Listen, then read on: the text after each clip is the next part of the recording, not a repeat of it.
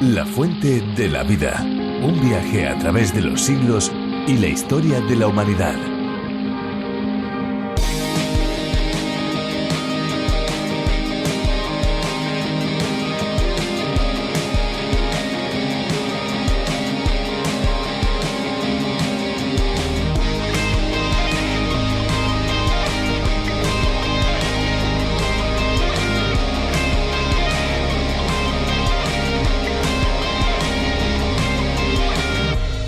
Los mares y océanos son un gran filtro o sumidero ecológico y una de las grandes bazas para frenar el calentamiento global. Se calcula que las aguas marinas absorben 2.000 millones de toneladas de dióxido de carbono, uno de los principales gases del efecto invernadero. La energía que generan las mareas ha sido también objeto de aprovechamiento. El primer intento comercial se realizó en el Canal de la Mancha, en la ciudad de Saint-Malo, en Francia. Inaugurada en 1966, la central está dotada de 24 turbinas reversibles.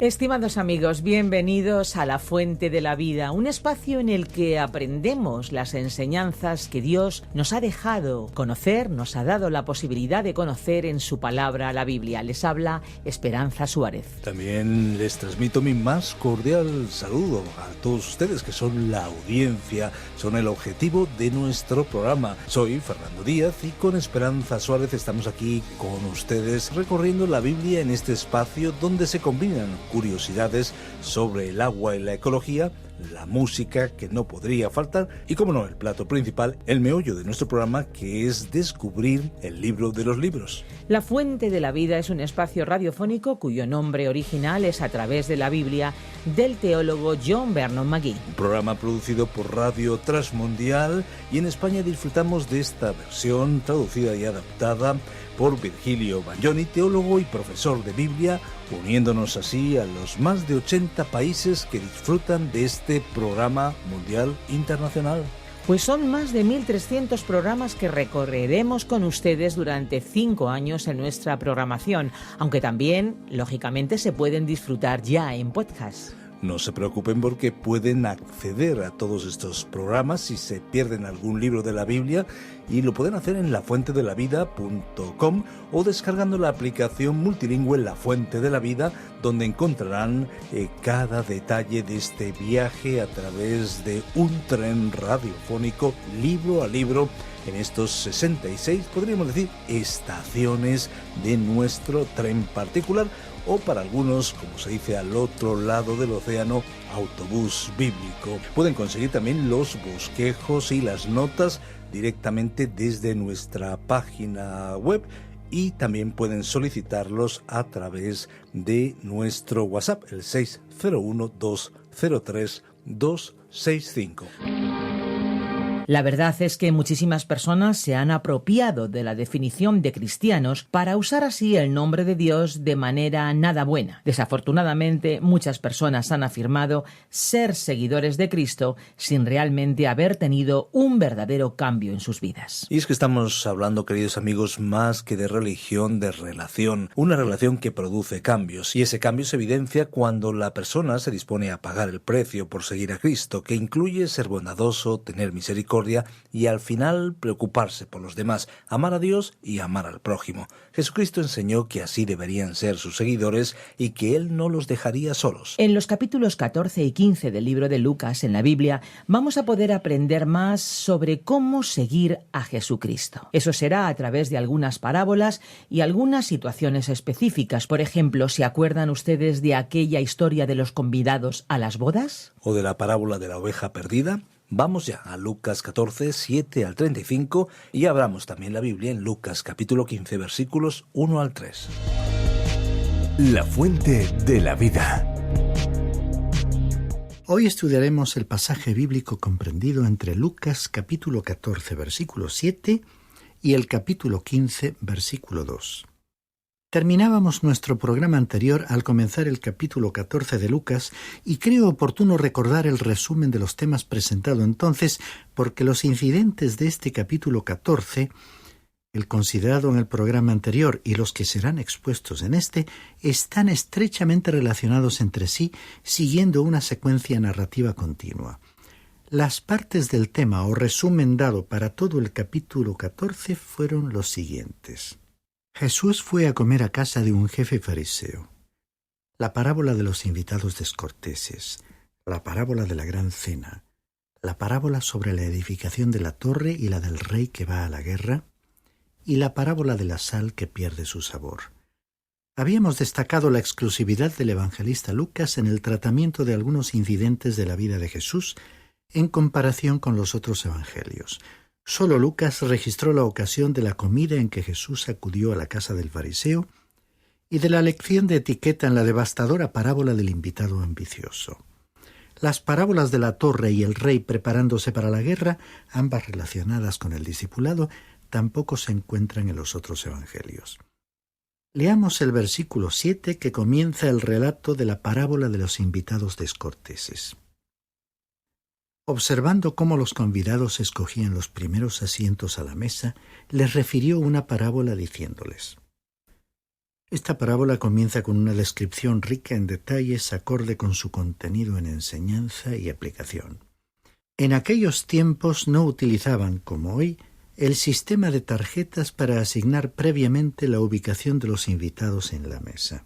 En consecuencia, podemos imaginarnos que los que iban llegando se dirigían al cuarto de la casa donde se había dispuesto la mesa y se apresuraban lo más posible para ocupar los mejores lugares. En aquel tiempo había en la mesa 4 lugares principales. En vez de sillas, se utilizaban una especie de colchonetas y los invitados se reclinaban en la mesa.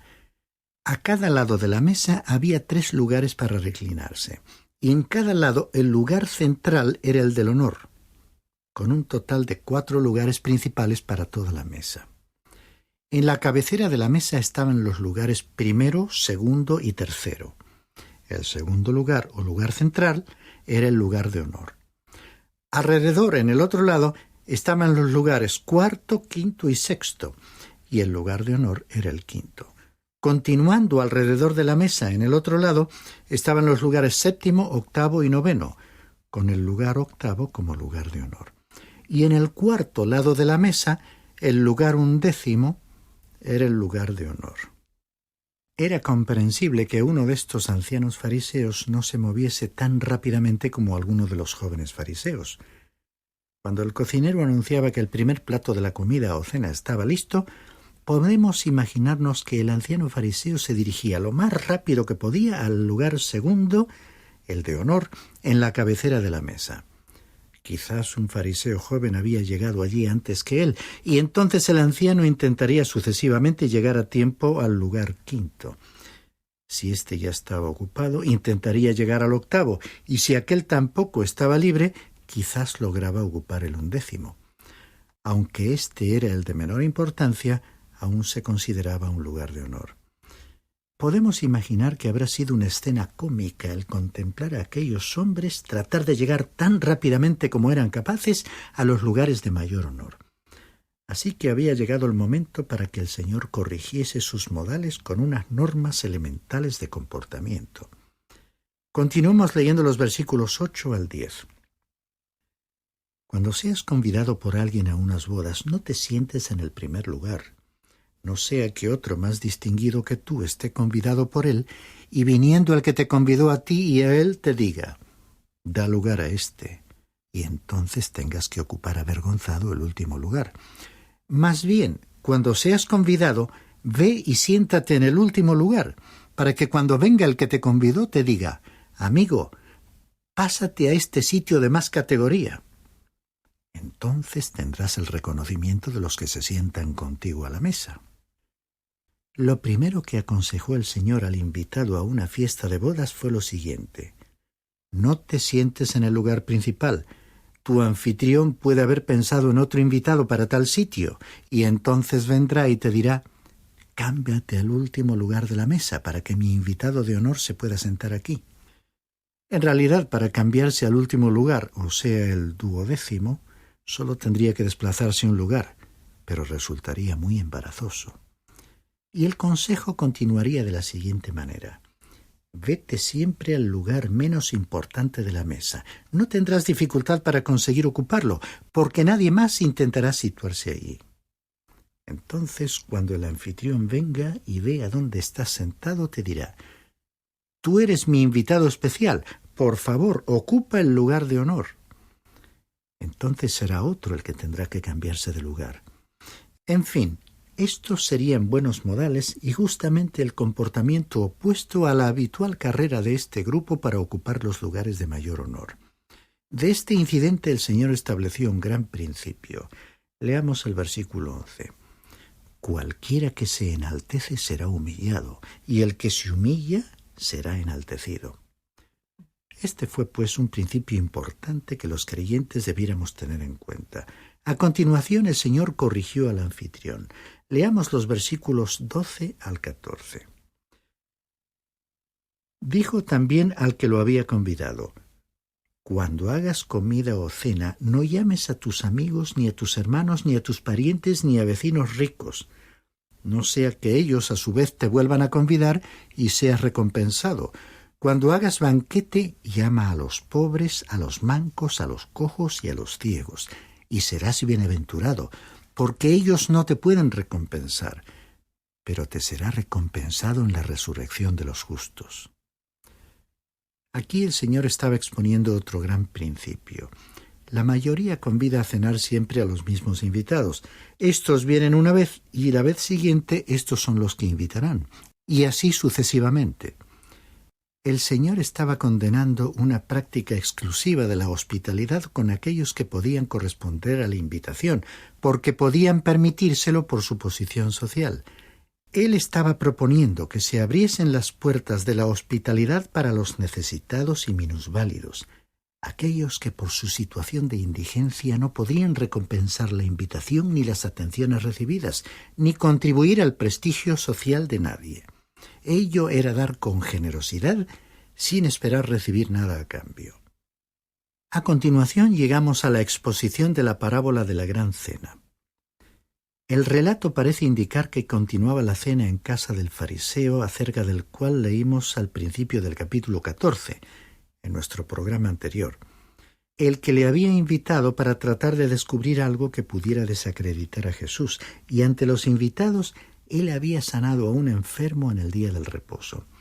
Después el Señor había corregido los modales de los que buscaban los lugares de honor, y luego había corregido a su anfitrión, aconsejándole con respecto a cómo organizar cenas con invitados ciertamente diferentes. Así que podemos imaginarnos la tensión que se habrá vivido en aquella cena. Leamos ahora el versículo 15. Oyendo esto, uno de los que estaban sentados con él a la mesa le dijo: «Bienaventurado el que coma pan en el banquete del reino de Dios». Y así fue como, en medio del silencio embarazoso que debía reinar, intervino públicamente alguien que seguramente estaba acostumbrado a pronunciar tópicos piadosos como este. Si yo hubiese estado allí, le habría preguntado qué quería decir con eso, y dudo que hubiera podido contestarme. Hasta el momento no he podido leer ningún comentario bíblico que me pudiese explicar qué habrá querido decir. El Señor tenía una respuesta en forma de parábola. Leamos los versículos 16 y 17. Entonces Jesús le dijo: un hombre hizo una gran cena y convidó a muchos. A la hora de la cena envió a su siervo a decir a los convidados: venid, que ya está todo preparado. Para una cena de tal importancia, la costumbre era enviar las invitaciones con mucha anticipación, pero al llegar el día de la celebración de la cena, se confirmó la invitación personalmente. Esto me recuerda que Dios ha extendido una invitación. ¿Y qué va a hacer el ser humano con ella? La invitación de Dios es para ofrecer la salvación. Tú no puedes comprar tu derecho a asistir a esa fiesta. Tampoco puedes forzar tu asistencia y abrirte paso a codazos para entrar por tus propios medios.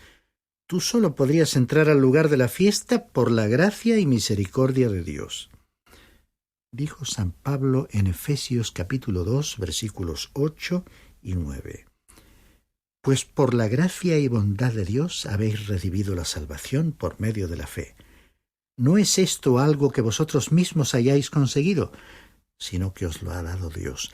No es el resultado de las propias acciones, de modo que nadie pueda jactarse de nada.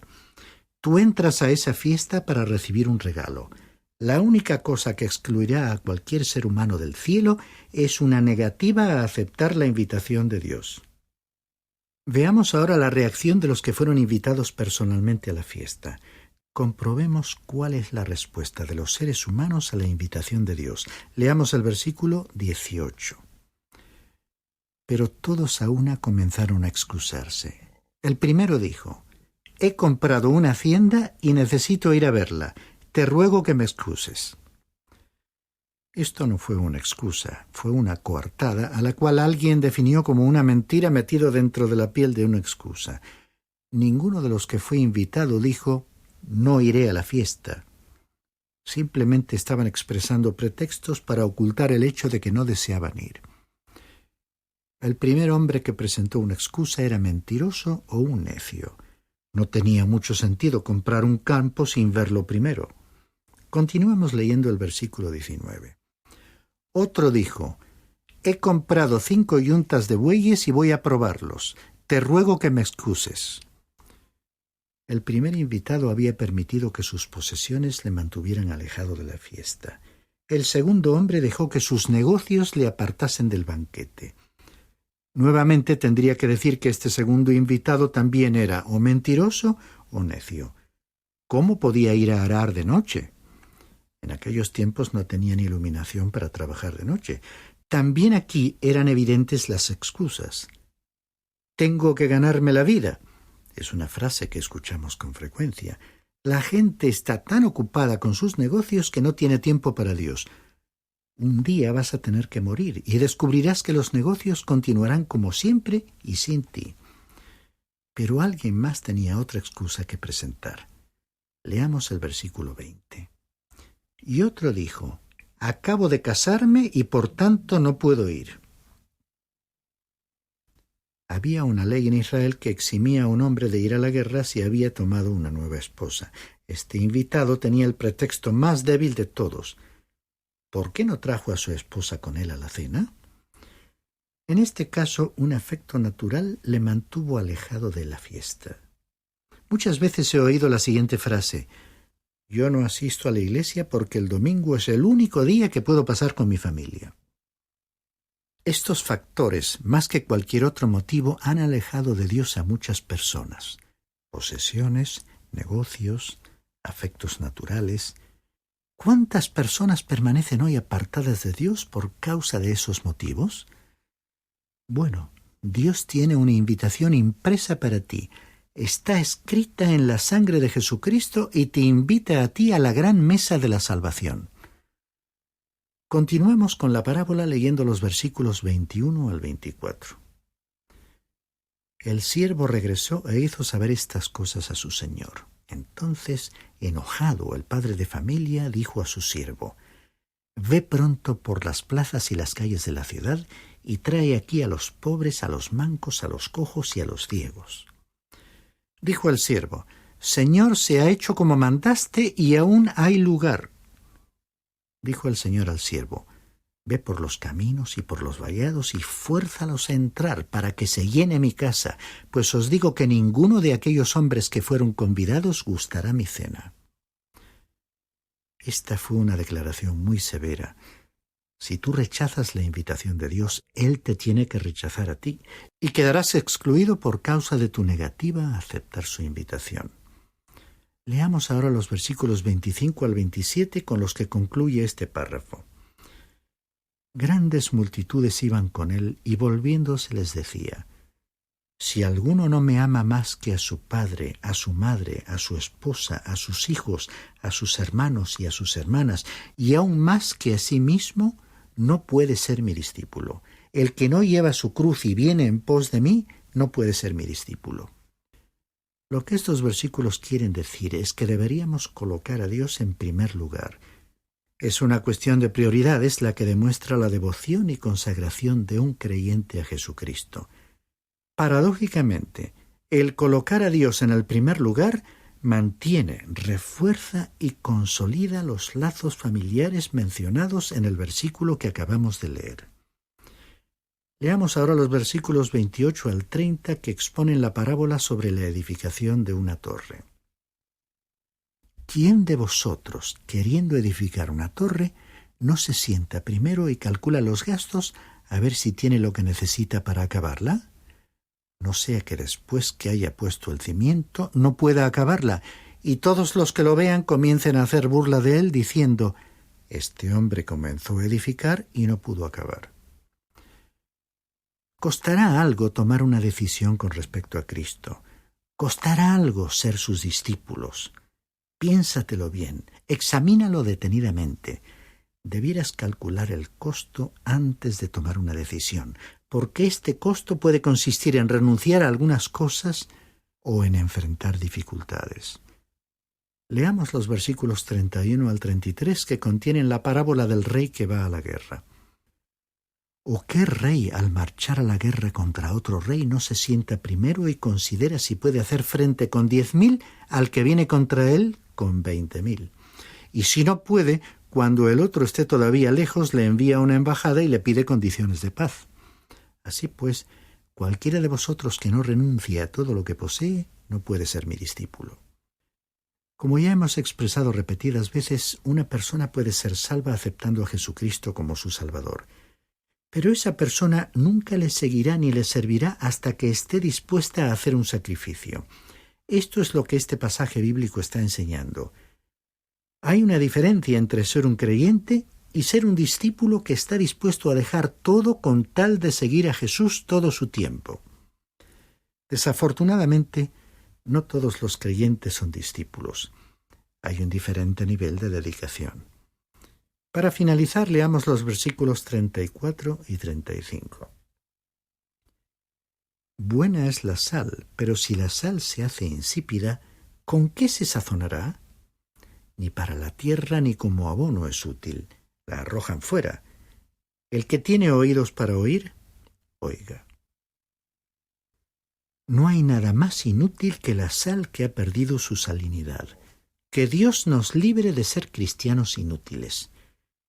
Veamos ahora Lucas capítulo 15, versículos 1 y 2. Llegamos ahora a la que fue probablemente la más amada parábola que nuestro Señor pronunció. Los antecedentes de esta parábola fueron la presencia de recaudadores de impuestos y pecadores que acudieron a escuchar al Señor Jesús formando grandes multitudes. Los fariseos y los escribas comenzaron a murmurar, quejándose y criticándole por ello. Para ellos era un tropiezo que él les recibiese e incluso comiese con ellos. Su respuesta a las quejas de los fariseos y escribas fue una gran parábola. Habitualmente lleva el nombre de 3 parábolas: la parábola de la oveja perdida, la parábola de la moneda perdida y la parábola del hijo pródigo. De hecho, son como 3 partes de una parábola. Son como 3 fotografías con un mismo marco. Puede también compararse a un tríptico. Leamos los versículos 1 y 2. Se acercaban a Jesús todos los publicanos y pecadores para oírle, y los fariseos y los escribas, y los fariseos y los escribas murmuraban diciendo: Este recibe a los pecadores y come con ellos. No podían los fariseos y escribas haber formulado un elogio más grande de Jesús. Millones de personas que vivieron y viven en este mundo le han dado gracias a Dios porque Jesús recibe a los pecadores. Este incidente no era nuevo en este Evangelio. Para terminar, quisiera recordar otro conflicto sobre el mismo tema relatado en Lucas capítulo 5, versículos 30 al 32, por la respuesta magistral que Jesús dio a sus enemigos en aquella ocasión, resumiendo su misión como Salvador del mundo. Pero los fariseos y los maestros de la ley pertenecientes a este partido comenzaron a criticar a los discípulos de Jesús. Les decían: ¿Por qué coméis y bebéis con los cobradores de impuestos y los pecadores?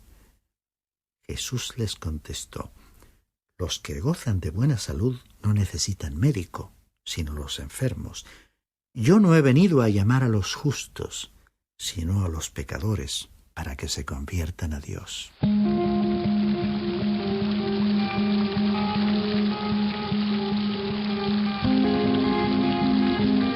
Pues prácticamente hemos llegado al final de nuestro espacio por hoy, por supuesto porque tenemos por delante muchos espacios para disfrutar juntos de este viaje radiofónico por cada uno de los libros de la Biblia. Recuerden, amigos, que si desean volver a escuchar este espacio o tal vez alguno de los programas anteriores, lo pueden hacer en nuestra web, lafuentedelavida.com, o bien en la aplicación La Fuente de la Vida, que también la pueden encontrar con el nombre A Través de la Biblia.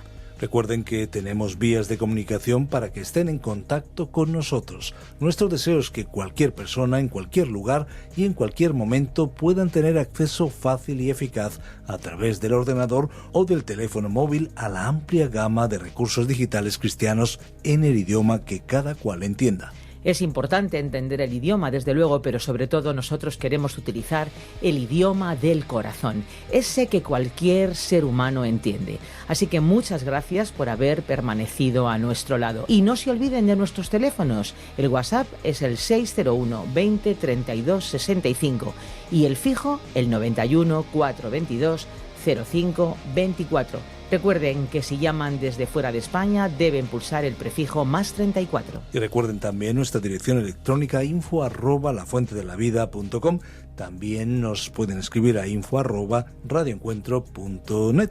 Conecte con La Fuente de la Vida a través de las redes sociales. Estamos en Facebook y en Twitter, y descargue también nuestras aplicaciones. La principal, La Fuente de la Vida, también pueden buscarla como A Través de la Biblia, y otra aplicación muy útil donde encuentran La Fuente de la Vida es RTM 360. La Fuente de la Vida existe para alcanzar al mundo para Jesucristo. Este es nuestro cometido, esta es nuestra labor, esa es nuestra meta: dejar una huella espiritual duradera. Y por supuesto, recordarles que hay una fuente de agua viva que nunca se agota. Beba de ella. Muchas gracias por ver este vídeo. Suscríbete al canal si aún no lo has hecho y activa las notificaciones para no perderte las novedades de La Fuente de la Vida. ¡Te esperamos! Este ha sido un programa de Radio Transmundial producido por Radio Encuentro, Radio Cadena de Vida.